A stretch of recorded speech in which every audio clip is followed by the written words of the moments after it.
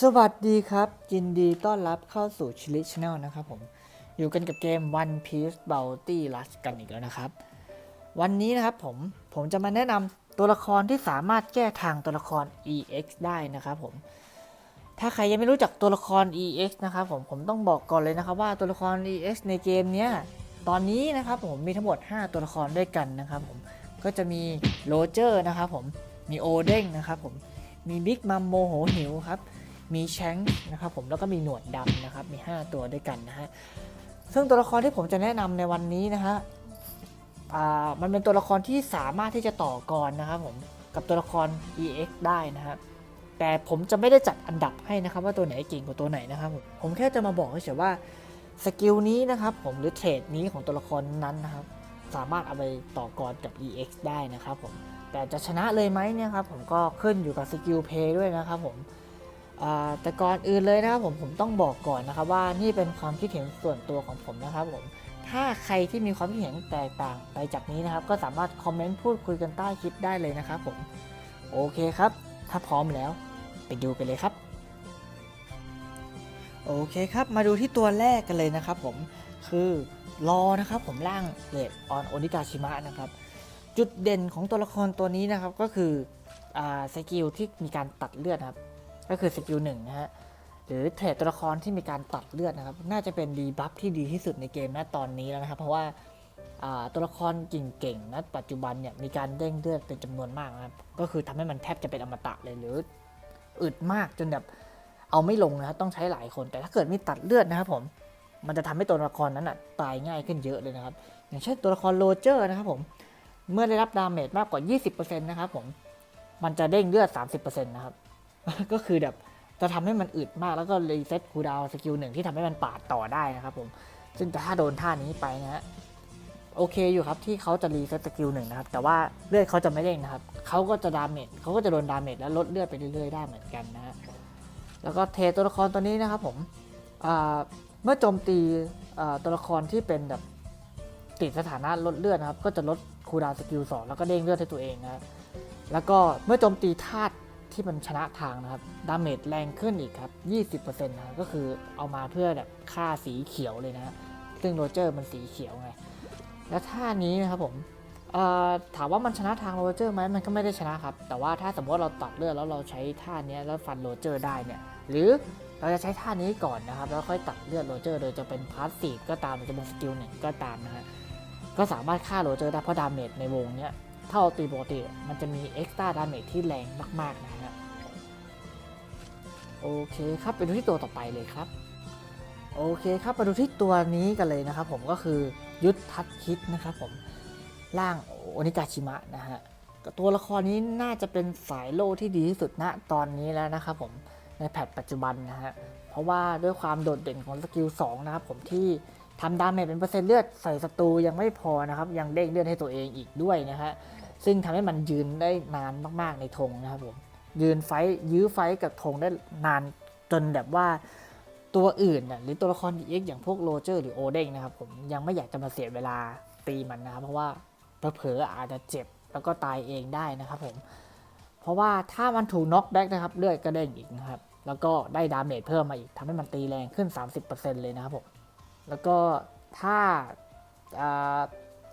อยู่ในธงนะครับก็จะถึกขึ้นก็เป็นตามสไตล์นะครับถึกขึ้นแล้วใช้สกิล2ได้เร็วขึ้นนะครับผมก็แทบจะครบขึ้นเลยเพราะสกิล2คือสกิลที่ดีที่สุดของตัวนี้แล้วนะฮะข้อดีของสกิล2อีกอย่างหนึ่งก็คือมันทำดาเมจเป็นเปอร์เซ็นต์เลือดแค่ 7% นะครับผมซึ่งเรารู้อยู่แล้วนะครับว่าโรเจอร์เลือดจะเด้งก็ต่อเมื่อทำดาเมจแบบเบิร์สนะครับก็คือดาเมจแรงกว่า 20% ของแม็ก HP ของมันนะฮะแต่เราทำแค่7เนี่ยแล้วเราทำต่อเนื่องเรื่อยๆโรเจอร์จะเลือดไม่เด้งนะครับแล้วก็ลดเลือดจนตายนะครับซึ่งจะทำให้โรเจอร์มันดูบางกอกมากเลยนะเวลาเล่นตัวนี้ทั้งที่ดาเมจเราไม่ได้จัดจ้านนะเพราะเราเป็นสายโล่นะครับก็ใช้ท่า2ประกอบกับตีธรรมดาครับก็สามารถฆ่าโรเจอร์ได้เช่นกันนะครับผมแล้วก็เวลาที่โอเด้งจับธงนะครับปกติแล้วนะครับต้องมีสกิลน็อกแบ็กนะครับหรือไม่ก็ต้องไปตีน็อกแบ็กจากนอกธงนะแต่ตัวนี้นะครับผมสกิลทั้ง2สกิลมันน็อกแบ็กได้หมดเลยนะสามารถผลักโอเด้งให้ออกไปได้นะครับผมตัวถัดไปนะครับก็คือมังกี้ดีลูฟี่ร่างเลดออนโอนิกาชิมะนะครับผม ซึ่งเป็นสายโล่สีเขียวที่ทำตัวไม่ค่อยเหมือนจะเป็นสายโล่สักเท่าไหร่นะเพราะว่ามีดาเมจที่ค่อนข้างที่จะรุนแรงมากๆเลยนะครับผมเนื่องจากสกิล2ของมันนะครับผมทำดาเมจเป็นเปอร์เซ็นต์เลือดนะครับผมก็คือสามารถต่อกรกับโรเจอร์ได้เหมือนที่คิดทำนะก็คือดาเมจเป็น 6% ของแม็กเลือดศัตรูนะครับโรเจอร์ก็จะไม่มีผลในการเด้งเลือดนะฮะแล้วตัวเองก็จะถึกขึ้นด้วยนะฮะก็สามารถสู้กับโรเจอร์ได้มีน็อกแบ็กทั้ง2สกิลนะครับผมทั้งสกิล1ทั้งสกิล2สามารถผลักตัวโอเด้งที่จับธงอยู่ให้กระเด็นได้แล้ว3เนี่ยครับผมสถานะมันกันช็อกนะก็คือบิ๊กมัมไม่สามารถทำอะไรมันได้นะครับคือปกติแล้วเนี่ยตัวละครบิ๊กมัมเนี่ยมันจะมีข้อดีหรือจุดเด่นมันก็คือการช็อตไฟฟ้านะครับเพราะว่าพวกโอเด้งพวกแชงหรือว่าจะเป็นโรเจอร์เนี่ยถูกช็อตได้นะครับผมมันแค่การสตันนะครับแต่มันโดนช็อตได้นะครับแล้วก็โดนผลักกระเด็นได้ปกติแต่ตัวนี้เนี่ยไม่โดนนะครับโดนแค่ดาเมจนะครับแล้วก็ล้มลงแล้วก็ลุกขึ้นมาสู้ได้ต่อแล้วยิ่งแบบลุกขึ้นมาโดยที่ไม่โดนช็อตเนี่ยบิ๊กมัมมันจะดึงธงไม่ได้ไงมันก็จะกันธงได้ดีมากแล้วยิ่งชนะทางสีอีกแล้วมันทำให้ตัวมันดีมากๆนะฮะยิ่งโหดเข้าไปใหญ่เลยแต่ว่าสำหรับข้อที่ต้องระวังก็คือพยายามเก็บสแต็กให้ได้นะครับผมเริ่มเกมมาเนี่ยยังไงก็ได้ขอให้เราได้ต่อยสกิล2ครบ1ชุดนะครับจะทำให้เรามีพลังป้องกันที่มากพอที่จะไปยืนวัดกับตัวอื่นๆที่เป็น EX นะครับผมแต่ถ้าเกิดเราไม่มีนะครับตัวมันจะตายง่ายมากๆอาจจะโดนโรเจอร์ฟันทีเดียวตายได้นะครับตัวถัดไปนะครับก็คือก็อดอุซบของเรานั่นเองนะครับผมตัวที่มีหลายชีวิตมากๆนะครับที่ตัวละคร EX ทั้งหลายตัวก็คือไม่อยากที่จะเจอนะครับเพราะว่ามันต้องเสียสกิลให้กับมันนะครับเพื่อหยุดยั้งมันไม่ให้ไปดึงธงนะครับจุดเด่นของมันนะครับผมคือมีสตันที่นานมากๆนะครับนอกจากการมีหลายชีวิตแล้วเนี่ยมันจะมีสตันที่นานที่สุดในเกมด้วยนะครับก็คือ7วิเลยนะครับผมก็คือโดนทียืนกันยาวๆนะครับถ้าเราไม่ได้เล่นแชงหรือไม่ได้เล่นโรเจอร์นะครับถ้าเป็น EX 3ตัวที่เหลือ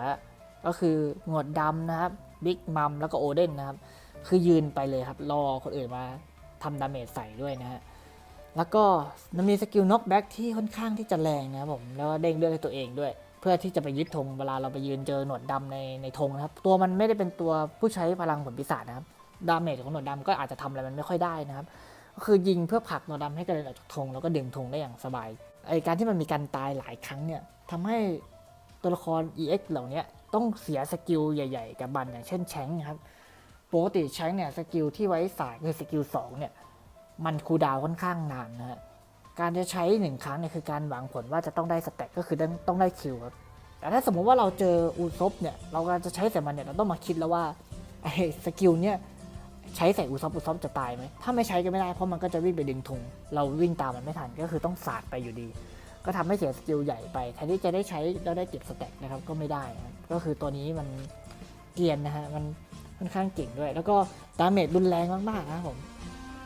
ก็คือเป็นตัวค่า EX เลยก็ว่าได้นะครับในปัจจุบันนี้นะฮะโอเคครับมาดูที่ตัวต่อไปนะครับก็คือโลโนอาโซโลนะครับผมร่างใส่สูตรนะครับหรือว่าร่างภาคเดสโรซานะครับผมตัวละครตัวนี้มีจุดเด่นเลยนะครับรายใหญ่ก็คือสกิลมันนะครับสกิล2มันไกลมากๆนะครับผมถึงจะไม่มีสตันแบบอุซบนะครับแต่ว่าดาเมจนี่รุนแรงมากๆเลยนะฮะแล้วก็สกิลเคลือบฮาคิที่ดาบก็ดีเหมือนกันนะครับเพราะว่าหลังจากที่ใช้แล้วนะครับผมศัตรูมันจะมีจังหวะที่แบบโดนฟันแล้วกำลังจะล้มลงจังหวะนั้นของศัตรูเนี่ยทำให้เพื่อนคนอื่นในทีมสามารถมาลุมโจมตีได้นะครับระหว่างก่อนล้มนะครับผมมันจะไม่ได้กลายเป็นสถานะแบบกันสเตตัสขึ้นมานะฮะมันจะเป็นจังหวะกำลังล้มฮะคือมันค่อนข้างดีแล้วยังไม่พอนะผมมันจะมีฮาคิเคลือบที่ดาบอีกทีด้วยนะครับผมก็คือสถานะเนี้ยจะทำให้มันป้องกันสตันนะฮะแล้วก็มีโอกาสในการติดคีด้วยนะครับผมลดดาเมจที่ได้รับลงอีกโอ้โหคือมันจะถึกขึ้นเก่งขึ้นติดคีได้มากขึ้นแล้วยิ่งเพิ่มโอกาสติดคีให้ตัวเองนะครับผมแล้วก็ถ้า HP มากกว่า70อีกก็ลดดาเมจที่ได้รับอีกก็คือมันเป็นสายหมัดที่ตีแรงแล้วก็ถึกด้วยถ้าเกิดอยู่ในสถานะที่แบบเคลือบฮาคิที่ดาบนะฮะตัวละครตัวนี้มันเป็นสีแดงนะครับซึ่งมันชนะทางโรเจอร์กับโอเด้งแน่นอนนะครับผมแล้วก็สกิลทั้ง2สกิลเนี่ยสามารถวันช็อตโรเจอร์หรือโอเด้งได้เลยนะฮะตัวละครต่อไปนะครับคือนิโคลโรบินนะครับผมภาค ADS Lobby นะฮะตัวละครตัวนี้ไม่ได้ไปไล่ฆ่าใครได้นะครับแต่ว่าเป็นตัวละครที่ถึกมากนะครับผมจน EX หลายๆตัวที่จะมาบุกธงไม่ว่าจะเป็น โรเจอร์หรือจะเป็นโอเด้งเองก็ตามเขาก็ไม่อยากจะไปยุ่งกับตัวละครตัวนี้เท่าไหร่นะเพราะว่ามันเสียเวลามากๆนะครับผมมันกินเวลามากๆในการที่จะเอาผักไอ้นี่ให้ออกจากธงหรือไม่ก็ฆ่ามันให้ตายนะเพราะว่าสกิลมันเนี่ยลดดาเมจลงไป 70% นะครับแล้วเด้งเลือดให้ตัวเองอีกก็คือยืดอึดทนนานแน่นอนครับก็คือยืนเป็นปีแล้วยิ่งตียิ่งอึดนะครับจะทำได้ก็แค่ผลักให้มันกระเด็นออกไปนะครับระหว่างที่มันอึดเนี่ยคือมันจะไม่ได้รับสเตตัสต่างๆนานาที่ศัตรูใส่มานะครับไม่ติดสตันไม่อะไรเลยก็คือยืนเฉยๆเลยแช้งปาดทีเดียวก็ไม่ตายอะไรเงี้ยโรเจอร์ปาดทีเดียวก็ไม่ตายก็ยังยืนอยู่อย่างนั้นนะครับก็คือจนกระทั่งคนอื่นเขาต้องยอมแพ้ไปดึงธงอื่นแทนนะครับเพราะว่าถ้ามันยึดธงอยู่แล้วเนี่ยคือไม่อยากที่จะไปยุ่งอะไรกับมันเลยคืออยากจะข้ามไปซะแล้วก็หาธงอื่นยึดแล้วกันยอมให้มันเฝ้าไปอะไรเงี้ยคือมันจะค่อนข้างที่จะดีมากๆในกรณีที่แบบว่าเราจะยื้อธงถ้าสมมติว่ามีธงสุดท้ายแล้วใกล้หมดเวลาแล้วก็ยืนไว้เลยครับอยู่ตรงกลางคือคนอื่นเขาต้องตัดใจครับเพราะว่ายึดธงนี้ไม่ได้ก็ต้องไปหาธงอื่นแทนนะฮะโอเคครับตัวต่อไปนะครับ CP0 ล็อบรุจินะครับผมตัวละครตัวนี้เป็นตัวที่มีดาเมจที่รุนแรงมากๆนะฮะแล้วก็มีสแต็กการเพิ่มดาเมจให้ตัวเองอีกนะครับผมยิ่งตียิ่งเพิ่มดาเมจนะครับผมแล้วก็เพิ่มไปถึง 50% เลยนะฮะลดคูลดาวน์สกิล2อีกนะครับผมยิ่งตียิ่งเพิ่มนะฮะแล้วก็ถ้าฆ่าศัตรูได้นะครับผมก็จะได้ HP เพิ่มขึ้นแล้วก็เพิ่มพลังป้องกันนะครับแต่ว่าอันนี้จะเก็บสแต็กไม่ได้เหมือนกับพลังโจมตีนะครับผมมีการเคลื่อนไหวที่รวดเร็วนะครับผมแล้วก็สกิลมันนะครับผมมันจะแบ่งเป็น2รูปแบบนะครับผมก็คือมีรูปแบบปกตินะครับผมกับรูปแบบที่กายล่างเป็นกายยากระดาษนะครับผมสกิลก็จะปล่อยแตกต่างกันไปนะครับเช่นสกิล2นะครับผมถ้าเป็นล่างปกตินะครับผมสกิลจะทำดาเมจ2จังหวะนะครับก็คือจะเป็นเน้นไปที่ดาเมจรุนแรงนะฮะแต่ถ้าเป็นท่าเป็นร่างกายยากระดาษแล้วใช้ท่า2นะครับผมมันจะเป็นสเต็ปเดียวนะครับแล้วผลักศัตรูให้กระเด็นออกไปนะฮะส่วนท่าที่1นะครับผมถ้าเป็นร่างปกตินะครับผมจะเตะเป็นเท้าอายุก็คือเป็นคลื่นทะลุกำแพงได้นะฮะแล้วก็มีดาเมจที่รุนแรงแล้วก็ผลักศัตรูกระเด็นนะครับแต่ถ้าเกิดว่าเป็นกายยากระดาษนะครับผมจะปล่อยเป็นหมัดไฟออกไปนะครับผมแล้วก็ทำให้ศัตรูติดสถานะไฟไหม้นะฮะแล้วก็ลดดีเฟนส์ลงนะ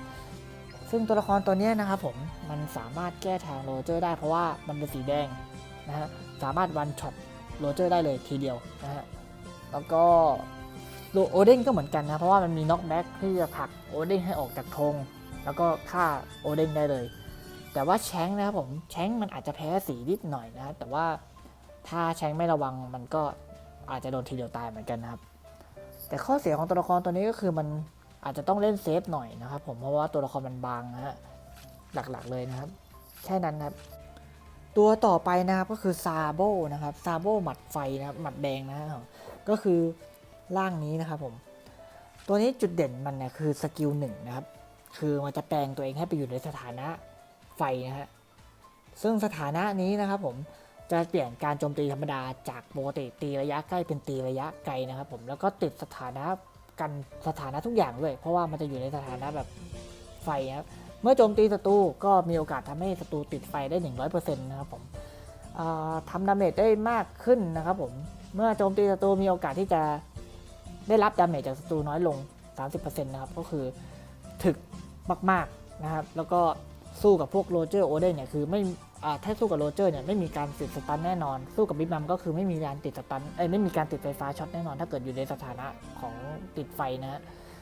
แล้วก็ยังอึดขึ้นมีดาเมจมากขึ้นนะครับยืนไฟกับ EX ได้สบายเลยครับยิ่งเป็นสีเขียวแล้วยิ่งสบายเลยครับผมแต่เจอแชงก็อาจจะลำบากนิดหน่อยนะครับผมแต่ว่าถ้าหลบสกิลป่านได้ก็ไม่มีอะไรน่าเป็นห่วงนะฮะเพราะตัวนี้มันค่อนข้างโหดนะครับผมสกิล2สกิล1มันเนี่ยโอเคครับตัวต่อไปก็เป็นลูฟี่รอนะครับผมตัวนี้นะฮะเป็นตัวละครตัวแรกที่มีสกิลตัดเลือดนะครับซึ่งทั้ง2สกิลนี้เป็นจุดเด่นของมันนะครับแต่ข้อเสียคือแค่โจมตีปกติเท่านั้นเองนะครับแล้วก็ตัวละครที่มันบางเฉียบมากๆเลยนะฮะตัวละครตัวนี้สามารถแก้ทางตัวละครอย่างโรเจอร์ได้นะครับเพราะว่ามีสกิลตัดเลือดเหมือนที่ผมบอกไปก่อนหน้านี้ในตัวละครของรอโอนิกาชิมะนะครับว่าการตัดเลือดเนี่ยจะทำให้โรเจอร์มันไม่อึดแล้วนะครับแล้วก็ยังลดดีเฟนส์อีกนะครับผมแล้วก็ถ้าเป็นตัวละครที่เป็นสายโล่ที่ยืนในธงแล้วอึดอย่างเช่นหนวดดำเนี้ยเราสามารถดึงมันออกมานอกธงเพื่อต่อยหรือโอเด้งที่มันยืนจับธงอยู่แล้วเราขัดมันไม่ได้นะครับก็สามารถเอามันออกมานอกธงแล้วต่อยได้นะครับ ซึ่งดาเมจเนี่ยแรงมากๆเลยนะฮะแล้วก็ติดสถานะไฟไหม้เลยนะครับก็คือถ้าสมมติว่ามันมีเทรดแบบอย่างแชงที่มีเทรดตัวละครแบบเลือดเหลือ1อย่างเงี้ยถ้าเราเอาสกิล2ใส่แชงแล้วแชงตายพอดีแล้วแชงเลือดเหลือ1นะมันจะติดไฟไหม้จนตายยังไงก็คือมันจะไม่ได้ลุกขึ้นมานะฮะถ้าสมมติว่ามันใกล้ตายเลือดแบบน้อยๆอะไรเงี้ยดึงมันออกมาแล้วต่อยก็คือมันจะไม่ลุกนะครับเพราะไฟไหม้จนตายอยู่ดีนะครับและสุดท้ายก็ความโหดของมันเนี่ยจริงๆเมื่อเพื่อนตายเนี่ยมันจะติดบูสต์คิ300%นะครับคือยิ่งอยู่ในเกมนานก็คือถ้าเพื่อนตายอาจจะคิแรงขึ้น300%แล้วช่วงนั้นมันจะกดมากๆเพราะมันจะทำดาเมจได้แบบแรงสุดๆไปเลยนะฮะตัวละครตัวสุดท้ายนะครับผมที่ผมจะพูดถึงนะครับก็คือมังกี้ดีกราฟนั่นเองนะครับเป็นตัวละครที่มีจุดเด่นคือการต่อยธรรมดาครั้งที่3นะครับผมไม่ต้องใช้สกิลนะครับมันก็จะเป็นผลน็อกแบ็กนะครับซึ่งการทำให้เกิดผลน็อกแบ็กนะครับก็จะทำให้มันเลือดเด้งนะครับผมแล้วก็ลดคูลดาวน์สกิลด้วยนะครับเมื่อมันโจมตีศัตรูที่เป็นกัปตันนะครับผมที่เป็นกัปตันที่มีแท็กกัปตันนะครับผมก็จะทำให้มันลดคูลดาวน์สกิล2ลง 5% แล้วก็เพิ่มดาเมจให้ตัวเอง 30% ด้วยนะครับผมก็คือจะตีศัตรูแรงขึ้น 30% นะครับเฉยๆเลยนะฮะเอาไว้เจอกับพวกโรเจอร์หรือแชงอะไรอย่างเงี้ยหรือหนวดดำนะคือตีแรงขึ้นหมดเลยนะครับทั้ง3ตัวหรือบิ๊กมัมด้วยฮะแล้วก็ข้อดีของมันก็คือตอนที่โอเด้งจับธงนะครับผมปกติแล้วเราจะต้องเสียสกิลเพื่อน็อกแบ็กศัตรูถูกไหมฮะแต่ว่าไอตัวเนี้ยแค่ตีฮิตที่3ก็พอครับมันก็กระเด็นหลุดออกจากธงเลยฮะหรือจะเป็นท่าชาร์จของโรเจอร์นะครับที่ชาร์จไว้แล้วถ้าเกิดไม่รีบปล่อยนะครับจนโดนฮิตที่3ของการตีปกติของกราฟเนี่ยกระเด็นนะครับก็คือหลุดออกจากสกิลเลยนะครับก็คือมันถือว่าเป็นการน็อกแบ็กนะฮะแล้วก็มันจะถึกมากๆครับผมถ้าอยู่ในธงข้อเสียก็คือมันต้องอยู่ในธงนะครับก็คือถ้าสมมติว่าทีมเราเนี่ยไม่ไปยึดธงกลางให้นะครับตัวเราเองจะไปช่วยยึดเนี่ยมันค่อนข้างที่จะลำบากนะเพราะตัวมันจะบางมากถ้าเกิดเดินออกไปนอกเขตธงเมื่อไหร่นะอาจจะโดนสวนทีเดียวตายได้เลยก็มีนะฮะแต่ถ้าเกิดสมมติว่าทีมเรามีสายวิ่งเยอะๆอย่างเงี้ยเขาดึงธงกลางให้เราสามารถเดินเข้าไปตรงกลางเพื่อเป็นสแตนบายอย่างเงี้ยโอเคครับแต่เราไม่สามารถที่จะเอาตัวเองเข้าไปยึดธงเหมือนกับพวกลูฟี่หรือว่าคิดโอนิกาชิมะนะฮะที่จะสามารถเดินเข้าไปบุกได้ไปใส่โล่ที่สามารถบุกเข้าไปได้อะไรเงี้ยตัวนี้คือเน้นป้องกันและตั้งรับอย่างเดียวนะครับแล้วก็ทำดาเมจกับพวกกัปตันได้แรงมากๆนะครับจบไปเป็นที่เรียบร้อยแล้วนะครับผมสำหรับ10ตัวละครแยกทาง EX นะครับผมก็ต้องย้ำก่อนนะครับว่าทั้งหมดทั้งมวลเนี่ยเป็นความคิดเห็นส่วนตัวของผมนะครับถ้าผิดพลาดประการใดหรือตกหล่นข้อมูลอันใดไปก็ต้องขออภัยมาณที่นี้ด้วยส่วนถ้าใครที่มีความคิดเห็นที่แตกต่างไปจากนี้นะครับผมก็สามารถคอมเมนต์พูดคุยกันใต้คลิปได้เลยนะครับผมแต่ก่อนจากกันไปนะฮะรบกวนกดไลค์กดแชร์กด Subscribe ผมด้วยจะเป็นกำลังใจให้ผมมากๆเลยนะครับโอเคครับแล้วเจอกันคลิปต่อไปครับแจกกัน